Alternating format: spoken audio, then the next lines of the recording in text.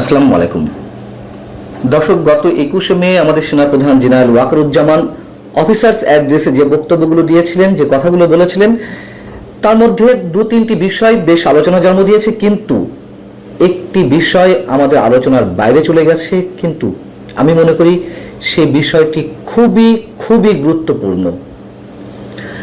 তার বক্তব্যের যে বিষয়গুলো, আগামী ডিসেম্বরের মধ্যে নির্বাচন কিংবা করিডোর ইস্যু অথবা মবক্রেসি নিয়ে যে কথাগুলো বলেছিলেন, সেগুলো নিয়ে বেশ হইচই চলছিল গত কয়েকদিন ধরে, এখনো চলছে। কিন্তু সেদিন সামরিক কর্মকর্তারা যে একটি ভয়ঙ্কর গুরুত্বপূর্ণ প্রশ্ন তুলেছিলেন, জুলাই আগস্ট হত্যাকাণ্ড নিয়ে জাতিসংঘ রিপোর্ট দেওয়ার ক্ষেত্রে তারা আগে সেনাবাহিনীর কারোর সঙ্গে কোনো কথা বলেনি কেন? এই প্রশ্নের উত্তরে সেনাপ্রধান যে কথাগুলো বলেছিলেন, কোনো কোনো গণমাধ্যমে এসেছে, কিন্তু আলোচনার জন্ম দেয়নি সেভাবে।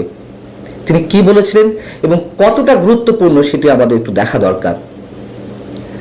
তিনি সামরিক কর্মকর্তাদের অভিযোগের বিষয়ে যে কথাগুলো বলেছিলেন তা ছিল এরকম: জাতিসংঘের মাধ্যমে জুলাই আগস্ট বিষয়ে যে প্রতিবেদন তৈরি করা হয়েছে তাতে সেনাবাহিনীর কোনো বক্তব্য নেওয়া হয়নি। এ বিষয়ে জাতিসংঘের সঙ্গে যোগাযোগ করা হলে তিনি জানতে পারেন জাতিসংঘ সেনাবাহিনীর সঙ্গে যোগাযোগ করতে চাইলেও বর্তমান সরকার জাতিসংঘকে সে সুযোগ দেয়নি। কত মারাত্মক একটি অভিযোগ সেনাপ্রধানের মুখ থেকে বেরিয়ে এসেছে। তিনি বলছিলেন যে সংস্কার সহ বিভিন্ন জাতীয় গুরুত্বপূর্ণ বিষয়ে সরকার কি সিদ্ধান্ত নিচ্ছে বা কিভাবে নিচ্ছে সে বিষয়ে দেশবাসীর পাশাপাশি তিনি এবং সেনাবাহিনী অবগত নন এবং এ বিষয়ে তিনি হতাশা ব্যক্ত করেছেন। এটি নিয়ে আলোচনা হয়েছে। কিন্তু জুলাই আগস্ট হত্যাকাণ্ড নিয়ে সেনাপ্রধানের ছোট্ট এই বক্তব্যে নিঃসন্দেহে অনেক গুরুত্বপূর্ণ বিষয় জড়িয়ে রয়েছে। জাতিসংঘের এই রিপোর্টটা যে পুরোপুরি বায়াসড একটি রিপোর্ট, সে বিষয়ে আমি নিজে একাধিকবার কথা বলেছি এবং সেনাপ্রধান এই বিষয়টি উত্থাপনের সঙ্গে সঙ্গে যে বিষয়গুলো প্রশ্নবিদ্ধ হলো, কেন সরকার সেনাবাহিনীর সঙ্গে জাতিসংঘের ফ্যাক্ট ফাইন্ডিং কমিটির সদস্যদের কথা বলতে দেয়নি, কি ছিল সরকারের উদ্দেশ্য? আবার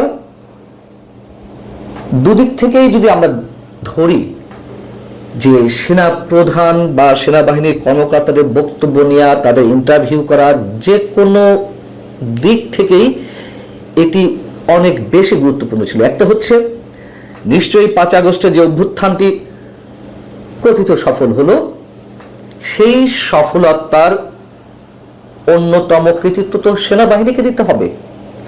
অথবা যদি বলি যারা সেনাবাহিনীকে অভিযুক্ত করেছেন এর আগে, 5 আগস্টের আগে বৈষম্য বিরোধী আন্দোলনে গুলি চালানোর জন্য, সেদিক থেকেও তো তাদের ইন্টারভিউ করার কথা কোনো কোনো সদস্যের, কেন করা হলো না?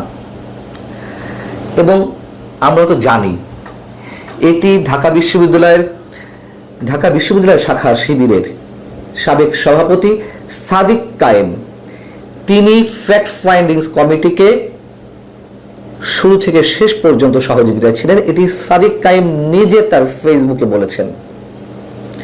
সেই কমিটির রিপোর্ট কতটা বায়াসড হতে পারে, কতটা আনবায়াসড হতে পারে, সে সম্পর্কে আমাদের নিশ্চয়ই ধারণা থাকতে পারে। এবং জাতিসংঘ, আমি যেটুকু জানি, জাতিসংঘ চেয়েছিল 30শে সেপ্টেম্বর পর্যন্ত সব ধরনের হত্যাকাণ্ড কিংবা অবিচার, অপরাধমূলক যেসব কর্মকাণ্ড, পুলিশের উপর আক্রমণ, মানুষের বাড়িঘরে লুটতারাজ সহ সব কিছুর তদন্ত করতে চেয়েছিল, কিন্তু সরকার সেটিও দেয়নি। সরকার বাধা দিয়েছিল এবং সরকারের বক্তব্য ছিল 5 আগস্ট পর্যন্ত তদন্ত করা যেতে পারে। 5 আগস্ট পর্যন্ত সবকিছুর খোঁজ খবর নিয়ে তারা রিপোর্ট দিতে পারে জাতিসংঘ।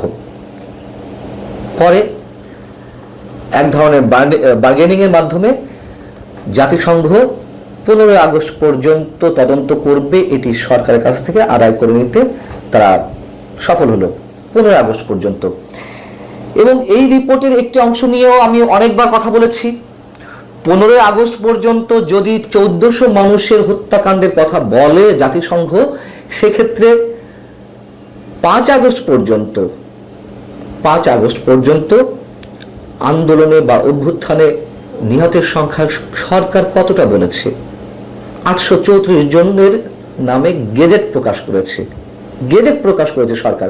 তাহলে 1400 থেকে 834 বাদ দিলে যে বাকি 576 জন থাকে, তাহলে 5 আগস্টের পরে 15 আগস্ট পর্যন্ত এই 576 জন নিহত হয়েছেন, হত্যাকাণ্ডের শিকার হয়েছেন। তারপরের কথা তো আরো রয়েছে 15 আগস্টের পরে। তাদের বিচারের কি হবে যারা এই হত্যাকাণ্ডের সঙ্গে জড়িত? সেনাপ্রধান পক্ষান্তরে এই কথাগুলো কিন্তু মেন করতে চেয়েছেন, অথবা তার বক্তব্যের মধ্য দিয়ে এই বিষয়গুলো বেরিয়ে আসে। এবং জাতিসংঘের যে রিপোর্ট, সেই রিপোর্টের শেষাংশেও তো বলা ছিল যে 5 আগস্টের পরেও হত্যাকাণ্ড চলেছে, লুটতরাজ চলেছে। পুলিশের তথ্য অনুযায়ী দেশের 639 থানার মধ্যে 450টিতে ভাঙচুর করা হয়েছে, হামলা করা হয়েছে, অনেক সাংবাদিক আক্রমণের শিকার হয়েছেন, জাতিসংঘের রিপোর্টে এসেছে। আওয়ামী লীগের কাছ থেকে একটি তথ্য পেয়েছিল, সেখানে শতাধিক মানুষ, মানে আওয়ামী লীগ নেতাকর্মীকে হত্যা করার অভিযোগ তাদের ছিল। এই বিষয়গুলো সরকার কখনো উল্লেখ করে না, করবেও না, এগুলো খুবই স্বাভাবিক, আমরা জানি। কিন্তু সরকার যে বিষয়গুলো হাইড করে যাচ্ছে, সেনাপ্রধান তার যে বক্তব্য, তার মধ্য দিয়ে আমরা অনেক কিছু ধরে নিতে পারি। একই সঙ্গে জাতিসংঘের যেই বক্তব্যটি ছিল, জাতিসংঘের মানবাধিকার বিষয়ক হাই কমিশনের যিনি চেয়ারম্যান ভলকার তুর্ক, তিনি বিবিসির পডকাস্টে ইন্টারভিউ বলেছিলেন যে 5 আগস্টের আগে তারা সেনাবাহিনীকে বলেছিল গুলি না চালাতে। যদিও আন্তঃবাহিনী জনসংযোগ পরিদপ্তর থেকে, আইএসপিআর থেকে যে বক্তব্য দেওয়া হয়েছে সেটাও আমরা জানি, তারা এটিকে অস্বীকার করেছে। এখন জাতিসংঘের রিপোর্টের কথা যেভাবে সেনাপ্রধানের মুখ থেকে বের হলো, তাতে কয়েকটি বিষয় খুব স্পষ্ট হয়ে যায় আমাদের সামনে, যা তিনি সরাসরি বলেননি, তবে যেগুলো আমরা ধরে নিতে পারি। এক, সেনাপ্রধান করিডোর ইস্যুতে বলেছেন স্বাধীনতা সার্বভৌমত্বের ক্ষেত্রে কোনো ধরনের আপোষ নয়, এবং সেনাবাহিনীর থেকে দুদিন আগে সংবাদ সম্মেলন করে কথা বলা হয়েছে। আমরা ধরে নিতে পারি একটি অংশ হর্ষা মনে করে যে যাই হোক না কেন সেনাবাহিনীর সদস্যরা যে জাতিসংঘের শান্তি রক্ষা মিশনে যায়, সেখানে তাদের একটা স্বার্থের একটা বড় বিষয় থাকে,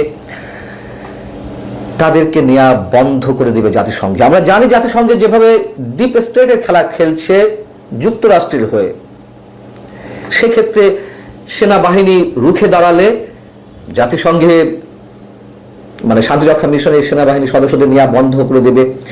এই বিষয়টিতে আর ভীত নন সেনা সদস্যরা। সেনাপ্রধানের যে সরাসরি বক্তব্য, সেই বক্তব্যের মধ্য দিয়েই এটি বেরিয়ে আসে। এবং এই রিপোর্ট যে সেনাবাহিনীর কাছে কোনোভাবে গ্রহণযোগ্য নয়, সরকার যেখানে নিষেধ করেছে, বাধা দিয়েছে জাতিসংঘকে সেনাবাহিনীর বক্তব্য নিতে, এবং সেটি নেওয়া হয়নি। যেহেতু নেওয়া হয়নি, সেহেতু যথেষ্ট বিতর্কিত এই রিপোর্টটি, এই রিপোর্ট সেনাবাহিনীর কাছে গ্রহণযোগ্য নয়। অথচ সেই রিপোর্টকে কথায় কথায় ডক্টর ইউনূস সরকার রেফারেন্স হিসেবে ব্যবহার করে। কি জন্য ব্যবহার করে? আওয়ামী লীগের বিচার, আমরা তো সবার হত্যার বিচার চাই, প্রত্যেকটা হত্যার বিচার চাই, কিন্তু যেভাবে খণ্ডিত করা হচ্ছে এই রিপোর্টকে এবং যেভাবে ব্যবহার করা হচ্ছে, এগুলো বেশি দিন টিকবে না। সেনাপ্রধানের এই বক্তব্যটি আমাদের আলোচনায় খুব একটা আসেনি, এবং আবার বলি, নিঃসন্দেহে এটি ডিসেম্বরের মধ্যে যে নির্বাচনের দাবি তার, অথবা মবক্রেসির বিরুদ্ধে তার যে অবস্থান, স্বাধীনতা সার্বভৌমত্বের ক্ষেত্রে করিডোরের বিষয়ে তার যে অবস্থান, সেই একই জায়গা থেকে জাতিসংঘের এই রিপোর্টের বিষয়ে সেনাবাহিনীর কি অবস্থান, সেটিও স্পষ্ট হয়েছে।